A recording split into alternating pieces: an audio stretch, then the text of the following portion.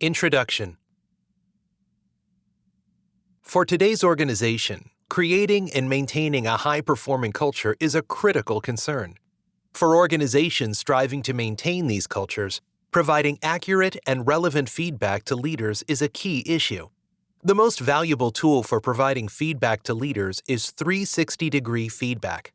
Known also as multi-rater or multi-source feedback, 360 feedback has become one of the most significant innovations in the leadership development field.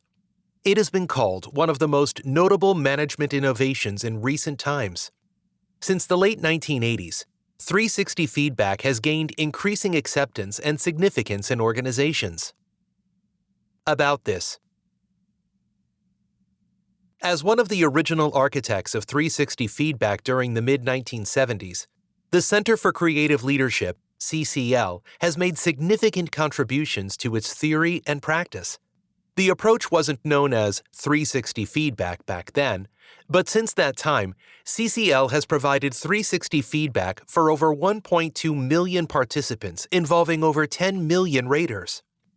The guidance in this draws on the lessons learned through research and practice at CCL, who has partnered with thousands of clients to deploy 360 feedback processes in their organizations, both large and small, around the world. This publication represents the second edition of Leveraging the Impact of 360-Degree Feedback. It presents an updated perspective of CCL's vision of how to successfully implement a 360 process in an organization.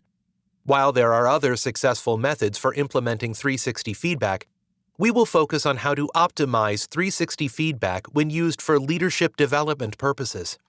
The recommendations in this provide guidance based on CCL's research and practice and the experience of our clients. The second edition of Leveraging the Impact of 360-Degree Feedback is designed to update advances in the field during the past 10 years. In addition to revising the treatment of each topic in the chapters, we have added 4 new chapters, using 360-degree feedback for talent management, factors affecting the validity of 360-degree feedback, avoiding common pitfalls of 360-degree feedback, and a dedicated chapter on the future of leader assessment, which is a current stream of research at CCL. Despite the popularity of 360 feedback, research has generally lagged behind practice. There has not been a great deal of recent research focusing on the complex process of implementing 360 feedback. Many of the relevant studies were published during the heyday of 360 research during the 1990s. This relies heavily on this research to support its conclusions. However, there are still some areas of 360 feedback that have not been extensively researched. In these cases, we will provide what we believe are best practices based on CCL's experience. There is also little agreement in the literature on the terminology used in 360-degree feedback, also referred to as multi-source feedback. For simplicity's sake, in this, we generally refer to it as 360 feedback. The individual being assessed is the participant. The participant selects several co-workers, called raters, to participate in the feedback process. These co-workers often include peers and direct reports. The participant's direct boss is referred to as the manager. Other raters can include higher-level managers, clients, and family members.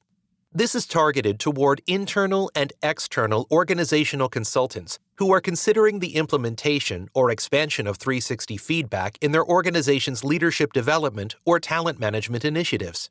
It reveals what CCL has learned about 360 feedback since pioneering this practice in the 1970s.